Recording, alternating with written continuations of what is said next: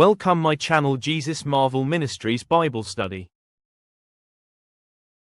ప్రియమైనటువంటి వారులారా, అందరు బాగున్నారా? అందరు బాగుండాలని హృదయపూర్వకంగా ప్రార్థన చేస్తూ వస్తుంటున్నాము.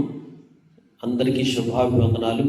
ఈ ఉదయకాల సంబంధు శ్రేష్టమైనటువంటి దేవుని యొక్క వాక్య భాగముల నుంచి దేవుని యొక్క మెల్లనైన స్వరాన్ని విని ఆత్మీయ మేలు పొందుకొని అన్ని విషయాల్లో మనం దీవెనకరంగా చేయబడలాగా దేవుని వాక్యం ఎడల ఆసక్తితోనూ తృష్ణతోనూ ఉదయకాల సమయం దేవుని సన్నిధికి వద్దాం.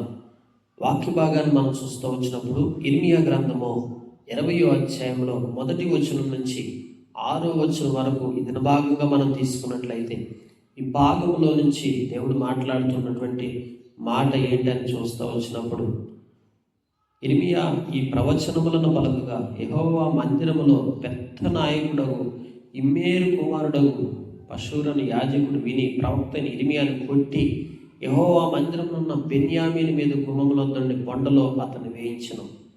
నిజంగా దేవుని వాక్యం మనం చూస్తుంటున్నప్పుడు ప్రవచనములను పలకగా, ప్రవచనము పలకటం గొప్ప ధన్యత.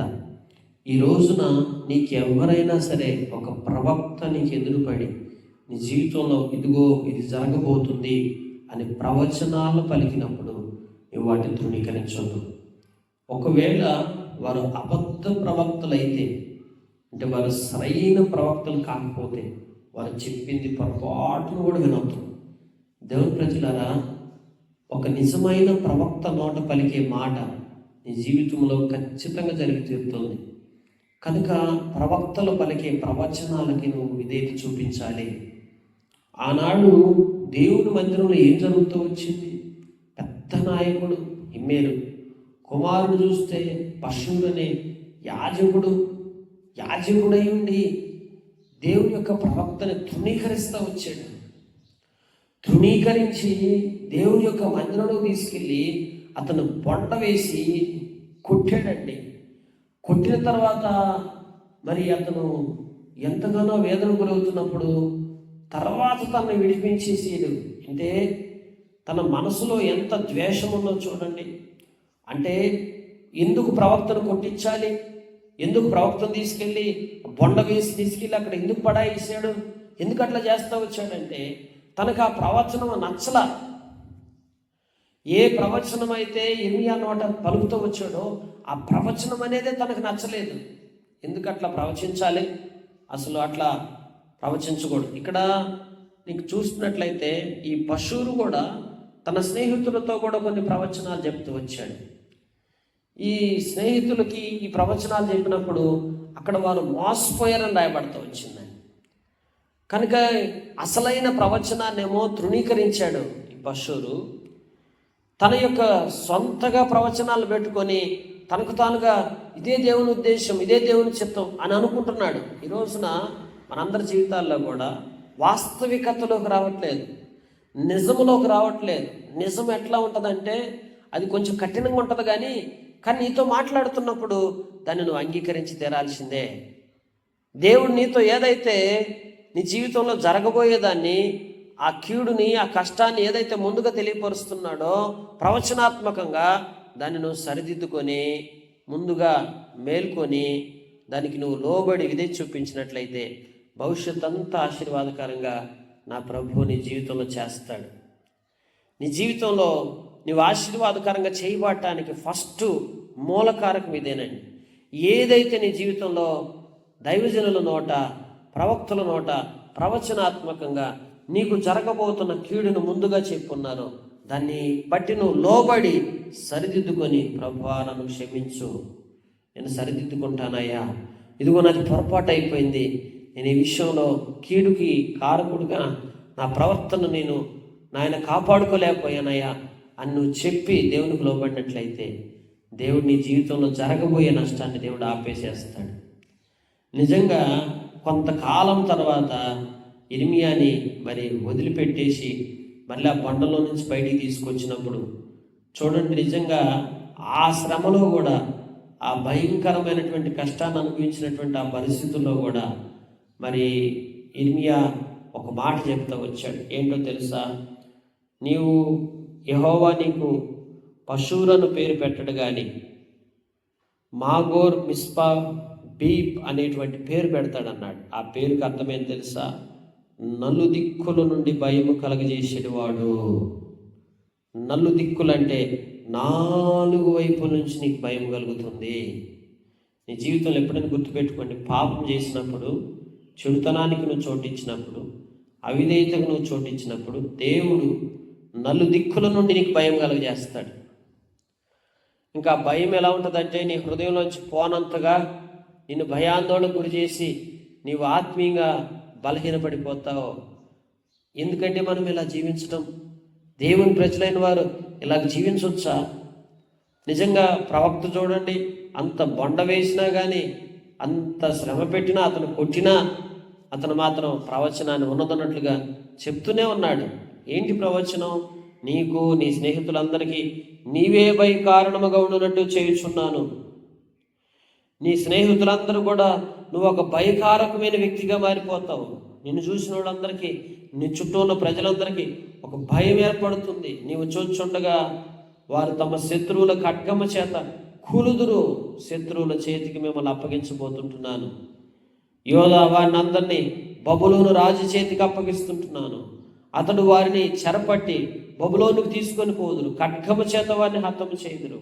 కనుక మిమ్మల్ని బాబిలోనియన్స్కి అప్పగించేస్తున్నానని చెప్తా వచ్చాడు. ఆ పట్టణంలో ఐశ్వర్యమంతయు, దానికి వచ్చిన లాభమంతయు, దాని అమూల్యపు వస్తువులన్నీ, యోధారాజుల నిధులన్నీ నేను అప్పగించేసేస్తాను. చూడండి, శత్రువుకి మనల్ని అప్పగించడం, అపవాది చేతికి దేవుడే మనల్ని అప్పగించేసేయటం చాలా బాధపడాల్సిన విషయం. నీ జీవితంలో ఎప్పుడైతే దేవుడు వాక్యము ద్వారా, ప్రవచనం ద్వారా నీతో మాట్లాడినప్పుడు, నువ్వు సంధించబడినప్పుడు, నువ్వు సరిదిద్దుకొని ఆత్మీయంగా నువ్వు నిలిచి ఉంటే దేవుడు నిన్ను మళ్ళా ఆశీర్వాదకరంగా చేసే దేవుడు. అయితే నువ్వు ఎప్పుడైతే ఈ యొక్క హృదయాన్ని కఠినపరుచుకొని ప్రవక్తలను కొట్టి, ప్రవక్త మాటలు నిర్లక్ష్య పెట్టి, బొండ వేసి, విరోధ భావంతో ఆలోచన పెట్టుకొని, దేవుడు చెప్తున్న మాటలు లెక్క చేయకుండా, దేవుడి మాటలు తృణీకరించి, దేవుడు నీతో ఎంతగా మాట్లాడినా, ఎంత ప్రవచనాత్మకంగా నువ్వు భవిష్యత్తులో నష్టపోతావని నీకు ఎన్ని చెప్పినా, నీ హృదయ కాఠిన్యతను బట్టి ఎప్పుడైతే పెడచెవిని పెడతా వస్తావో దేవుడు చేసే కార్యం ఏం తెలుసా? నిన్ను సంపూర్ణంగా శత్రువు చేతికి అప్పగించేసేస్తాడు. శత్రువు నిన్ను సంపూర్ణంగా నశింపజేస్తుంది.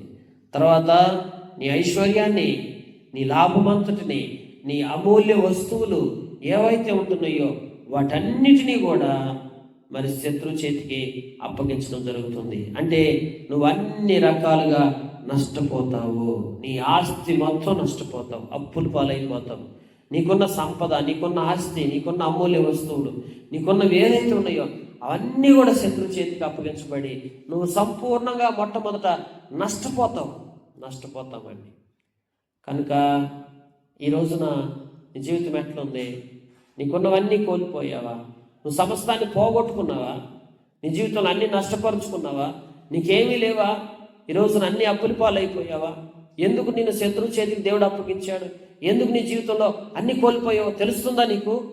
ఒకటి గమనించు, కారణం ఏంటంటే నీ అవిధేయత, నీ పొరపాటు. దేవుని యొక్క ప్రవచనాత్మకంగా మాట్లాడుతున్న మాటలను తృణప్రాయంగా తీసేసుకొని నువ్వు ముందుకు కొనసాగుతున్నావు చూసావా? అది నీ జీవితంలో గొప్ప నష్టాన్ని తెచ్చిపెట్టేస్తుంది. అందుకే ఆ దినాల్లో మనం చూస్తూ వచ్చినప్పుడు శత్రువులు వాటిని దోచుకొని పట్టుకొని బాబులోనికి తీసుకొని పోయారు. తర్వాత పశువును చూస్తూ వచ్చినప్పుడు నీవు నీ ఇంట నివసించే వారందరూ చెరలోనికి పోదురు. నీవును నీ ప్రవచనముల మాటల చేత మోసపుచ్చి నీ స్నేహితులందరూ బబులోనికి వచ్చేసేదురు. కనుక నీవు బబులోని నిన్ను చెరపట్టగలుగుతారు. నీ ప్రవచనాల చేత ఇతరులను మోసపరిచావు చూసా, నీకు స్నేహితులుగా ఉన్నటువంటి వారిని కూడా నేనేం చేయబోతున్నాను, అక్కడనే చనిపోయాను. జాగ్రత్త దేవుని బిడ్డలారా, ఈరోజు అబద్ధ ప్రవక్తలు ఎక్కువైపోయారు, అబద్ధపు యాజకులు ఉన్నారు. ఈ యాజకుల మాటలు మోసాలు, వీరు చెప్పే ప్రవచనాలు కూడా మోసమే. వీరు చెప్పే మాటల్లో ఉన్నటువంటి అంతరార్థాన్ని మీరు గ్రహించాలి. ఈ రోజున చాలామంది మోసపూరితంగా ప్రజలను ఆకట్టుకొని వారిని స్నేహంగా ఏర్పరచుకొని స్నేహితులుగా ఏర్పరచుకుంటారు. మొదట వచ్చి నీతో దుష్టుడు ఎలా చేస్తాడంటే స్నేహం చేస్తాడు. మొదట స్నేహం చేసిన తర్వాత క్రమంగా నిన్ను ఆ చిన్న ప్రవచనాలు చెప్పడం మొదలు పెడతాడు. చెప్పేసి అబద్ధ ప్రవచనాలు చెప్పేసి నిన్ను ఆకట్టుకుంటాడు. నిన్ను ఆకట్టుకున్న తర్వాత నువ్వు ఆ ప్రవచనాల్లో మాటల్లో పడిపోతావు. ఆ స్నేహానికి నువ్వు విలువనిస్తావు. ఆ స్నేహానికి ఎప్పుడైతే విలువ ఇచ్చి ఆ ప్రవచనాలకు ఎప్పుడైతే ఆ యొక్క నీ మేలు కోరే విధంగా, నీకు మంచి చేసే విధంగా, నీకు అన్ని విధాలకు దీవెన కలిగే విధంగా నీకు తీయని మాటలు చెప్తాడు. చెప్పి ఆ ప్రవచనాల్లో నిన్ను ఆకట్టుకొని స్నేహపూర్వకంగా నీతో స్నేహంగా ఉంటున్నట్టే ఉండి, నీకు మంచి చేస్తున్నట్టుగా ఉండి నిన్ను పతనావస్థకు దిగజారుస్తాడు అబద్ధ ప్రవక్త. జాగ్రత్త. ఏది నిజమైనటువంటి ప్రవక్త, ఎవరు అబద్ధ ప్రవక్త మనం గ్రహించుకోవాలి. అందుకే పశువులు తన స్నేహితులకు అబద్ధ ప్రవచనాలు చెప్పాడు. చెప్పినప్పుడు ఏమవుతూ వచ్చింది? నీ ప్రవచనముల చేత మోసపుచ్చిన నీ స్నేహితులు కూడా తీసుకెళ్లి బబులోనికి వచ్చేది, అక్కడనే చనిపోయేది, అక్కడనే పాతిపెట్టబడతారు. ఎవరికైతే నువ్వు ప్రవచనాలు చెప్పి మోసపుచ్చి నీ స్నేహితులకు ఏర్పరచుకున్నావో, ఎవరినైతే నువ్వు ఆకట్టుకున్నావో, ఎవరినైతే నువ్వు మాయ మాటలు చెప్పి, మోసపు మాటలు చెప్పి, ప్రవచన మాటలు చెప్పేసి, వాక్యములో మరి ఉన్నట్టుగా బోధించకుండా తప్పుడు మాటలు చెప్పి, తప్పుడు విధానాన్ని వారికి నేర్పించి, తప్పుడు ఆలోచనలు వారికి తీసుకెళ్ళిపోయి, ఎవరినైతే స్నేహితులుగా ఏర్పరచుకొని, ఎవరినైతే మోసపుచ్చి, ఎవరి జీవితంలోకి అయితే నువ్వు చొరబడి, ఎవరినైతే ఆకట్టుకొని నష్టపరిచావో, వారు కూడా నీతో పాటు శిక్ష అనిపిస్తారు. వారు కూడా మరణానికి అప్పగిస్తారు. వారి జీవితం కూడా పతనావస్థకు చేర్చబడుతుందని పశువుల స్నేహితులకు దేవుడు గట్టిగా హెచ్చరిక చెప్తా వచ్చాడు. ఎందుకంటే వారి జీవితంలో మోసపరచబడిన వారు అప్పుడైతే మోసపోయిన వారు కొందరు. గమనించారా? ఈ లోకంలో ఒకడు మన మోసపరుస్తాడు, కొందరు ఆ మోసంలో చిక్కుకొని తమ జీవితాన్ని పతనం చేసుకుంటారు. ఈ రోజున మోసపరిచేవాడు మరి ఉన్నంత వరకు మోసపోయేవాళ్ళు ఉంటారే ఉంటారు. మోసపోకుడి, దేవుడు వెక్కిరింపబడడు. ఈ రోజున నీవు మోసపోయిన పరిస్థితి అయితే దేవుని పాదాచెంతకు రా, దేవుని సన్నిధిలోకి రా. అయ్యా నేను మోసపోయాను ఆయన, నేను మోసపోయానయ్యా. అబద్ధ ప్రవచనాలు చెప్పినప్పుడు, దొంగ ప్రవచనాలు చెప్పినప్పుడు నాకు తెలియలేదయ్యా. నన్ను ఆకట్టుకోవడానికి, నాతో స్నేహం చేసి నన్ను ఆత్మీయంగా పతనావస్థ దిగజారడానికి నాకు తెలియక నేను మోసపోయాను అనే పరిస్థితుల్లో ఉంటే తిరిగి మళ్ళీ పశ్చాత్తాపడు. నిజమైన ప్రవచనాలు ఎట్లా ఉంటాయో తెలుసా? కఠినంగా ఉంటాయి, కఠోరంగా ఉంటాయి. నీ బ్రతుకును మార్చడానికి చెప్పే వాక్యం ఖడ్గంలాగా ఉంటుంది. నిన్ను దూసుకుపోయి నీ హృదయాన్ని ఛేదించేది ఉంటుంది. అదే నీకు కరెక్ట్ అయిన ప్రవచనం. నీకు కీడు కలగజేస్తుందని చెప్పే ప్రవచనంగా ఉంటుంది. నీ బ్రతుకును సరిదిద్దేది ఉంటుంది ఆ ప్రవచనం. ఆ ప్రవచనమే నీ జీవితాన్ని మార్చేస్తుంది తప్ప నీకు మేలుకరంగా, నీకు మంచి మాటలు చెప్పి నీకు అన్ని విధాలు బాగుంటుందని చెప్తున్నటువంటి ప్రవచనం నిజమైన ప్రవచనం అని అనుకోకు. అక్కడ నువ్వు మోసపోతున్నావు. కనుక ఎవరు నిజమైన యాజకులు, ఎవరు నిజమైన ప్రవక్తలు, ఎవరైతే దేవుని చేత ఏర్పరచబడి దేవుని ఆత్మ చేత ఉన్నదన్నట్టుగా బోధిస్తారో, ఉన్నది ఉన్నట్లుగా పరిశుద్ధాత్మ ద్వారా నీకు తెలియపరుస్తారో వారే నిజమైన ప్రవక్తలు. అందుకనే దేవుడి చేత ఏర్పరచబడిన ప్రవక్తలు, దేవుడు పిలిస్తే పిలుపు అందుకొని వచ్చిన యాజకులు, ఇలాంటి వారిని నువ్వు అనుసరించాలి. అంతేగాని మానవ రీతిగా మనకు మనమే యాజకులుగా ఏర్పరచుకొని మనకు మనమే మోసపోయి ఆ మోసపు మాటలో నువ్వు అనుసరించి నడిచావంటే నీవు కూడా రేపటి రోజున ఆ శత్రువు చేతికి అప్పగించబడి నిత్య నరకాగ్ని గుణంలో అగ్నియాలను పురుగు చావు భయంకరమైనటువంటి మంటల్లో నువ్వు కాలిపోతావు. మోసపోవద్దండి. దేవుని చిత్తం ఏమైంది, దేవుని ఆలోచన ఏమైంది, దేవుడి ప్రవచనాత్మకంగా ఏది నాతో మాట్లాడుతుంది. ఒకవేళ కీడు కలుగుతుంది నీ జీవితంలో భవిష్యత్తులో అని, ఒకవేళ నిన్ను సరిదిద్దడానికి, నేను గట్టిగా హెచ్చరించి నీ జీవితాన్ని సరిచేయడానికి ప్రవచనాత్మకంగా ఏదైనా గట్టిగా చెప్తే అలాంటి మాటలకు నువ్వు ఇదే చూపించి దేవునికి లోబడు. అప్పుడు నీ జీవితం ఎంతో ఆశీర్వాదకరంగా చేయబడుతుంది, ఎంత దీవెనకరంగా ఉంటుంది. నిత్య నరకాగ్ని గుండా తప్పించుకుంటావు. ఆ పరలోక రాజ్యానికి, నిత్య జీవానికి వారసులుగా చేయబడి ఇహ సంబంధంగాను పర సంబంధంగాను రెండు రకాలుగాను ఆశీర్వాదకరమైన స్థితిలో దేవుడిని నుంచి నేను అన్ని విధాలుగా బలపరుచుకుంటూ వస్తాడు.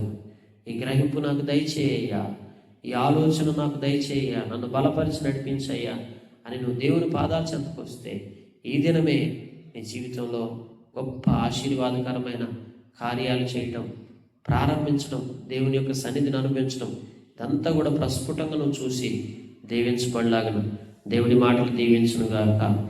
Praise Lord. God bless you.